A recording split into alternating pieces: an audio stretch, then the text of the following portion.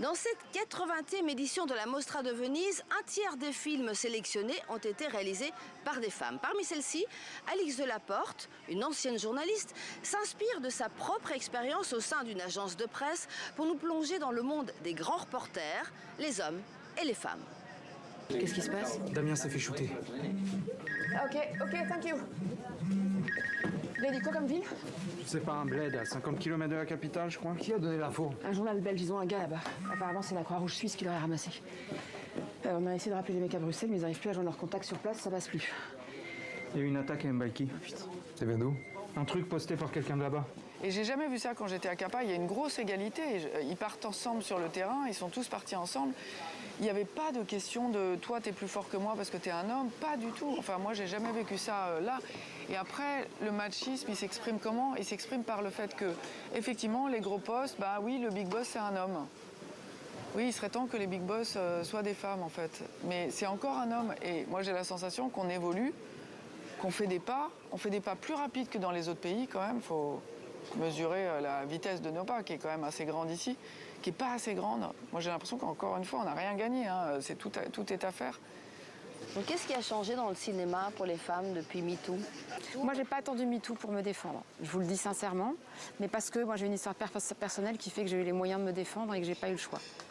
Mais je pense que MeToo, ça permet aux femmes qui ne savent pas qu'elles peuvent se défendre de commencer à pouvoir se défendre. Je pense qu'aujourd'hui, on croit qu'avec tous ces mouvements, les femmes parlent plus. Moi, quand je vois le peu de plaintes qui existent encore, le peu de procès qui ont lieu, je pense que beaucoup de femmes ne parlent pas. La réalisatrice belgo-québécoise Delphine Girard s'intéresse précisément à ces femmes victimes de viol qui n'osent pas parler, qui n'osent pas porter plainte et parfois qui n'osent pas aller jusqu'au bout de la procédure judiciaire. Nous l'avions rencontrée à Bruxelles juste avant son départ pour la Mostra où elle présente son premier long métrage. Est-ce qu'on a dépassé les éoliennes?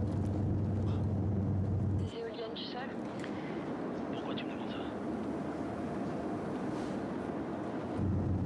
Elle demande, c'est tout, c'est normal, je sais pas. Passe là-bas. Passe. Passe. Donne-moi le téléphone.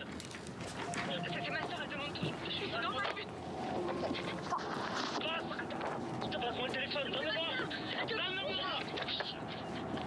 J'avais l'impression dans la conversation autour de MeToo, etc., qu'il y avait beaucoup de choses qui cherchaient à simplifier, à créer des pensées qui sont manichéennes sur ces questions-là, parce qu'on en a besoin, on a envie en fait que ce soit simple à régler, mais je pense pas que ça puisse l'être.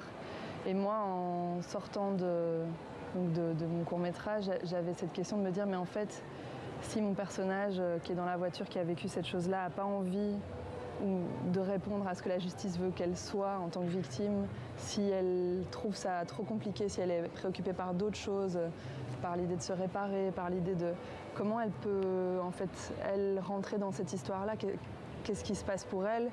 De la même façon, ça m'intéressait de me dire, tiens, un mec qui est accusé de viol, comment il annonce ça à sa mère, en fait? Comment on fait ça? Et le monde du cinéma n'a pas fini d'explorer ses propres contradictions. L'invitation de Roman Polanski et Woody Allen à la Mostra pour présenter leur nouveau film a suscité de très vives polémiques.